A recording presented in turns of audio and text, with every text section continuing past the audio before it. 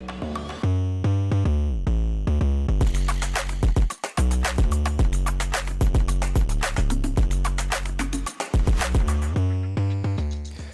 what's up, guys? Dylan Johnson from Soccer Mag here, and welcome back to another episode of Mixing with the DJs. I'm joined by my resident DJ, Dylan Jack, and at the time of posting, it is his birthday, so happy birthday, Dylan. Thank you. Hope you have a great day. Yeah. Today, we'll be doing a review of Game Week 5. A lot of exciting things happened. Man City versus Arsenal, Liverpool versus Bournemouth, etc., etc., Aston Villa, Wolves. So, yeah, that's what we're going to be doing this week. First game was West Ham versus Chelsea. Good way to start off the week. Yeah. What did you think of that game? Yeah, very one-sided. I thought West Ham were an absolute disaster in this game. Chelsea found it way too easy to break through their defence. I don't know what the plan is there at West Ham. They are really good. struggling this season. They're struggling tactically. I think that Julian Lopetegui doesn't have...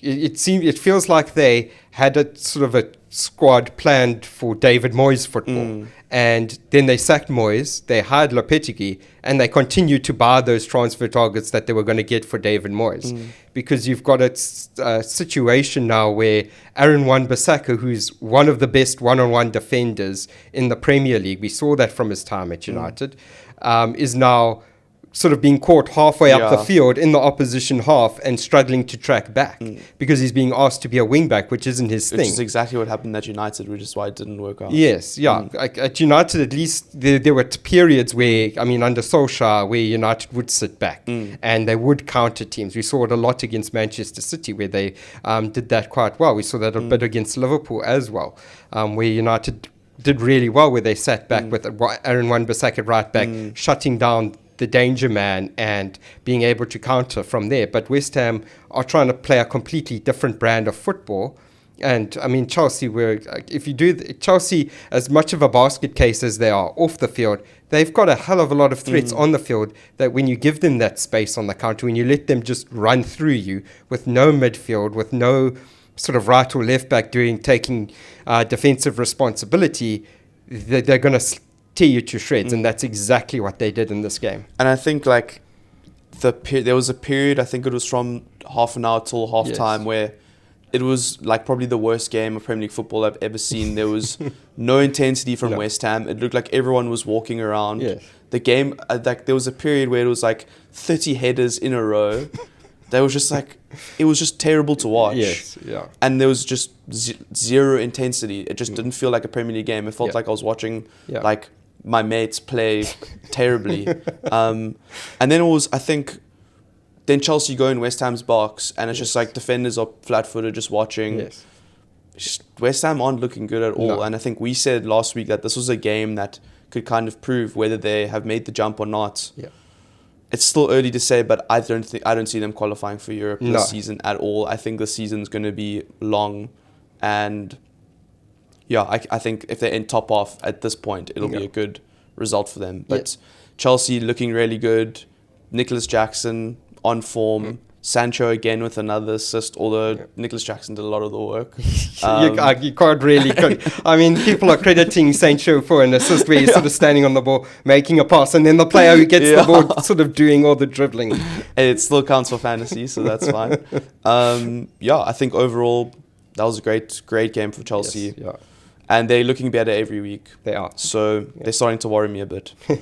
I think we can move on to the next game. Villa versus Wolves. Villa coming back from behind. Yeah. What did you think of the game? Yeah, again, it's sort of Wolves taking an early lead. I think they did that in the previous round as well. Take an early lead and then just let it, as they did against Newcastle. And then just Chelsea. Absolutely let it slip in the second half. They just... I don't know, they're sitting in the bottom three at the moment after the start. And they have a sort of talented team, but there doesn't seem to be much resilience in that squad. But really good win for Aston Villa. John Duran again. I've spoken about him a lot in the show, showing again why he's one of them, probably the form backup strikers in the league, probably in Europe. You know, I'm coming off the bench again and scoring. It's probably like 3 or 4 games in a row now that he's done that. Yes, surely. Yeah. I also think this has been a great week for Aston Villa. 3-0 in Europe, 3-1 against Wolves coming from behind. Yes. Ollie Watkins scores. Yes. So I think, they're moving along nicely. They haven't regressed since last season. and it looks like they're stepping up, dealing with the pressure of more games. Yes. And their squad's looking good. Yeah, I think, it's looking good for Aston Villa. Yeah. Up next, we have Fulham versus Newcastle. Surprise win. I think we both thought Newcastle would comfortably win this game, but not batter them. Yeah. But, Fulham actually are a tough team this season, I think. Yes. Also, Newcastle didn't have the greatest day. I said it before United played Fulham. I said that this was an experienced Fulham team. They haven't had that many changes from last season, which I think has worked a little bit in their favour. We've seen, from West Ham's example that sometimes when these teams go on a sort of a spree, they can sometimes misidentify targets and sign sort of players that don't fit the system, and that can sort of collapse their entire style. And I think adding Smith Rowe has been really, really, again, he's really slotting in well. He seems to be resurrecting his career really nicely over there. And Anderson from Palace as well. Yes, So they both seem to be settling in there. So deserved win for Fulham. They took their chances. Newcastle sort of gave them a goal. Their third goal was absolutely comical. Newcastle trying to play out from the back. Guimaraes finding himself in a very left back position where he shouldn't be, and he sort of assisted. The only player there was to pass to was the player who scored, Reece Nelson, for Fulham.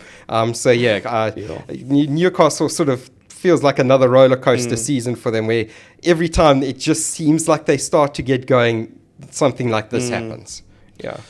From Newcastle's point of view, this is, they really could have gotten a big 3 points here. And I think now that, especially as competitive as 6, 7, 8 is, or from fourth down, you can't be slipping up in these games. No. So, moving on. Should we move on? Yes. After that, we have Leicester versus Everton. Once again, Everton blow a lead. But, I mean, massive point for Everton in that it's like their first of the season. Yes. But, there's not really much to say about this game. It's a relegation battle, 1-1. Yeah, 1-1 draw that does absolutely neither of these teams any sort of good. Leicester needed the win, Everton needed the win, and neither of them got the win. So, Moving on to the big one, Liverpool versus Bournemouth. I was very happy with this game. We can give your thoughts first, and then I'll chat about it. What else can you... Luis Diaz, again, being probably the form forward in the Premier League this in the first 5 games this season, been really, really good.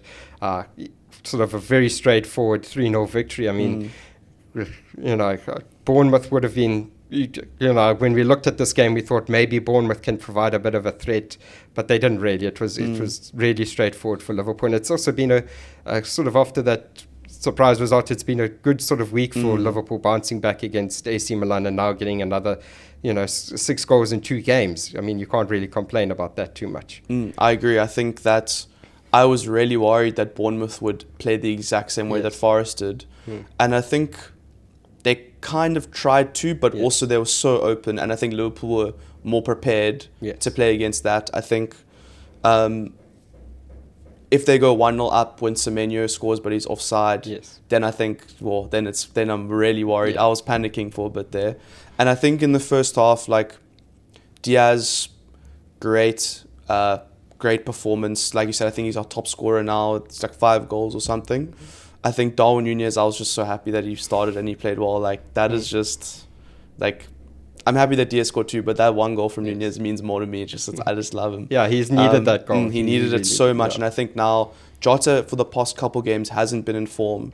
So if Darwin can come in, and I think he didn't have as many opportunities as he normally does, but he took it. And I think he could have had another one if Diaz wasn't as selfish, but he was obviously going for the hat-trick.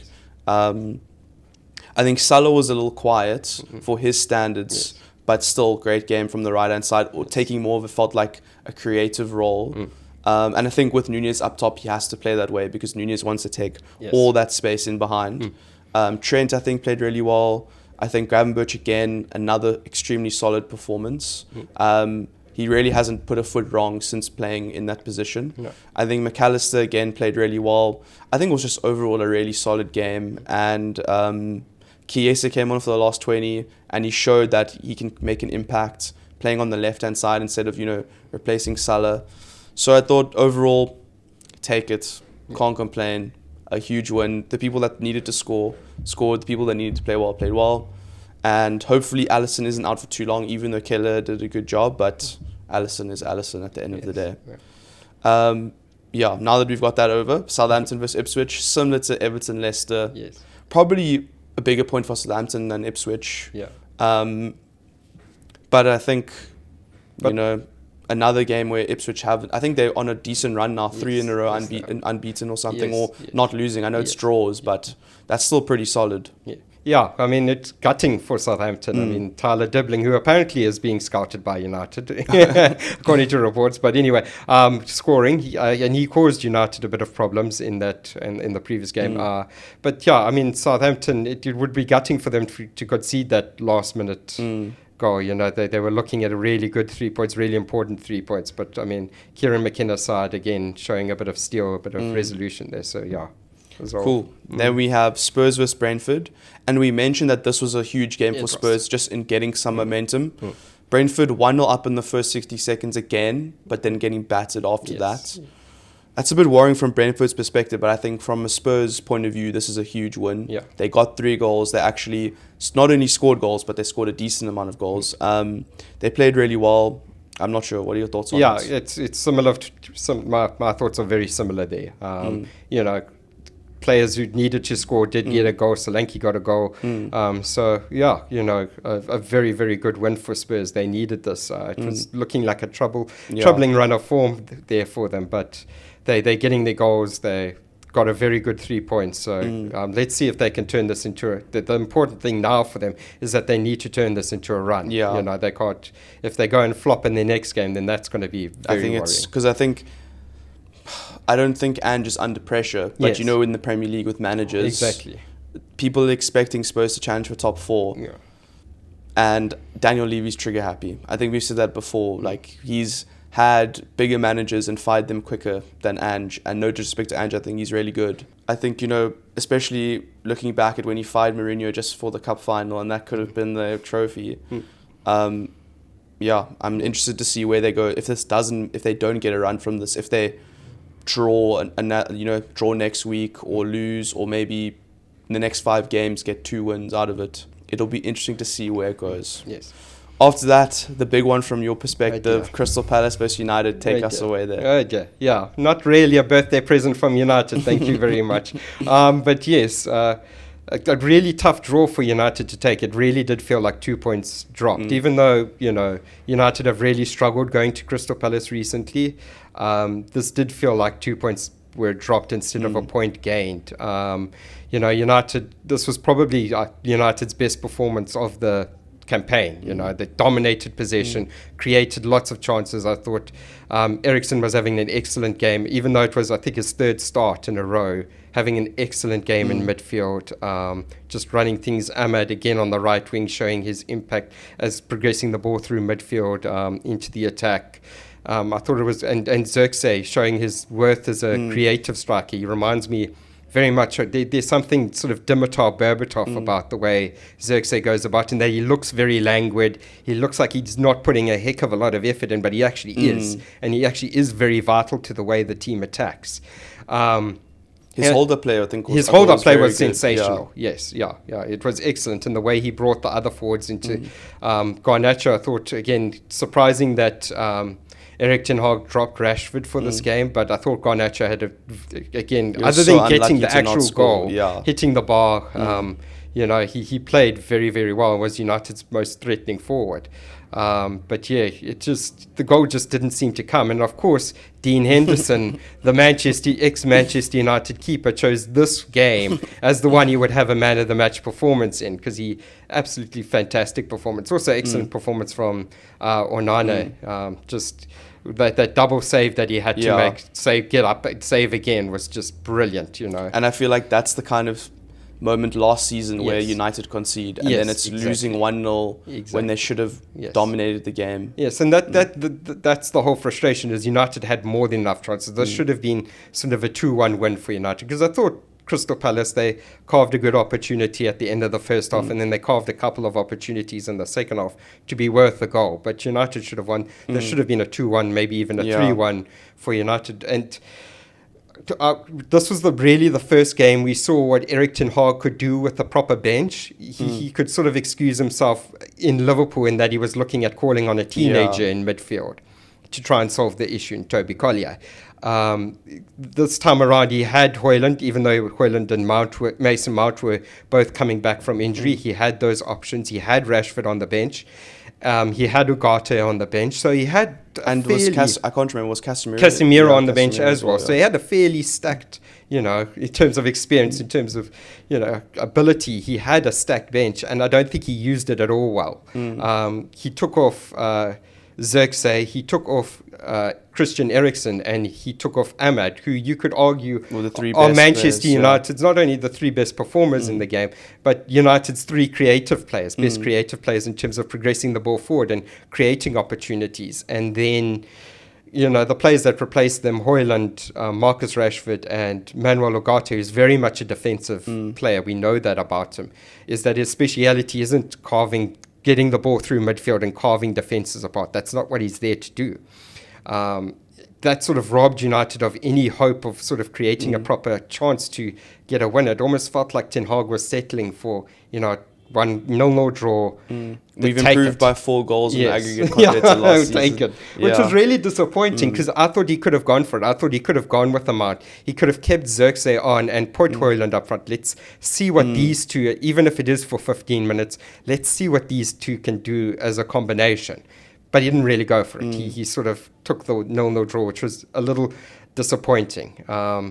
Otherwise, in terms of the performance, it was United. And even though the results, 7 points from 5 games is disappointing from a points tally point of view. The performances are there for United. That's what gives me hope this season, is that the performances are on the rise. United are playing much better football. They're looking far more defensively resolute than what they did last season. As you said, last season, this would have been a loss for United. They would have conceded a goal, probably would have gone on to concede another 2 because they conceded that first goal and completely lost any sort of composure. This time, De Ligt again, absolutely superb at centre-back. Mazraoui, again, superb both on attack and defence, I thought.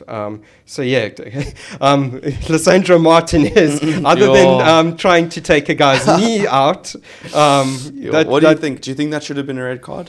I think he was very lucky. I would say he's lucky that he didn't make contact with the guy. Because that was stupid. In terms of that was stupid. Really stupid. That lost his head completely. That's a Marcos Rojo tackle. That was proper Marcos Rojo. We saw plenty of those from him. So yes, Lisandro very, very lucky that he didn't make contact. Otherwise, I thought he was good, but very fortunate. If he makes contact there, it's easy red because he's gone in 2-footed. And he's lifted his legs in the weirdest way. He's gone in almost like an eagle, like against a Spider-Man the pose almost. Yes. So anyway, but United should have got 3 points from this. Didn't they'll feel like they've let themselves down, so they need to pick up a win in the next game. Cool. And then we have Sunday's fixtures, probably the most action-packed out of all of the weekend. Brighton versus Nottingham Forest, 2-2, and it just seemed like it was mayhem. The last half an hour. So 3 red cards, both managers, Morgan Gibbs-White. Crazy scenes at the Amex. What did you think of that game? Absolutely bizarre. This was like almost like one of those entertaining mid-table sort of clashes. Both teams just going for it because they have nothing to lose. But Danny Welbeck whopping in a wonderful free kick. He's in another level of form this season. Cheapers. I've always had a soft spot for Danny Welbeck, but I didn't expect him to be in this sort of goal-scoring form. And I think it's probably the first free kick goal he scored in his career. And it was wonderful. It was absolutely excellent. Brighton will feel like it's, again, they've dropped points in this one, even though, Nottingham Forest have surprisingly been difficult to beat. No one's beaten them. They are unbeaten this season, which I wouldn't have said after 5 games that they would be unbeaten, but they are. Brighton, again, with the way it finished, Nottingham down to 10 men, they would have felt that they could have cracked on and got the winner, and will be disappointed that they didn't. Another draw for Brighton. I think that's three in a row. 3 draws in a row where they arguably should have got the winner, as they did against United, the team that they got an undeserved win, probably least deserved win that they've got this season. But it is what it is, Brighton will feel like this is, again, 2 points dropped. Yeah, I agree. I think Brighton, Forest, difficult to beat. I mean, we saw it last week at Anfield. They are, it's very disciplined, and they have a threat on the counter-attack. I think they got a penalty, but their second goal was on the counter-attack. Brighton, it's interesting because they are a really good team, and they're scoring a lot of goals, and it was kind of felt like similar to last season, where they started off, they were top of the league. They had I think it was 15 or 16 goals after the first 5 or 6 games, and then they just dropped off and they became incredibly inconsistent with De Zerbi. I'm just worried that happens to them, because 3 draws in a row. I think Arsenal you can excuse because Arsenal are really good, but Arsenal were down to 10 men. But then the Ipswich, also unlucky because they just had 30 shots and Ipswich's keeper was insane. Yes. And then this one against Forest, against 10 men again, that is 6 points lost, essentially. So it's just interesting to see where Brighton go from here. Do they get back to winning ways, or do they continue to slump? I think anything else to add, or can we move on to the big one? Let's move on. The big game of the weekend, Manchester City versus Arsenal. I think it was one of the social media pages said the most exciting game in Premier League history.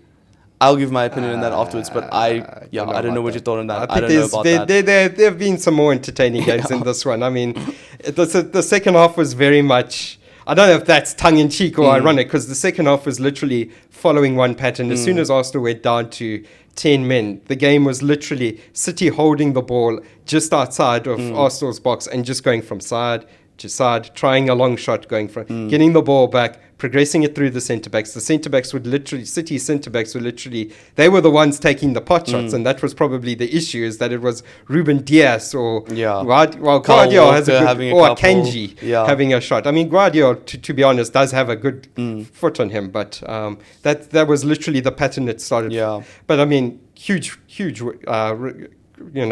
for City to come back, it looked like it was going to be a huge win for Arsenal. Again, threatening at the set piece. Gabriel making absolute mincemeat of City. Yeah.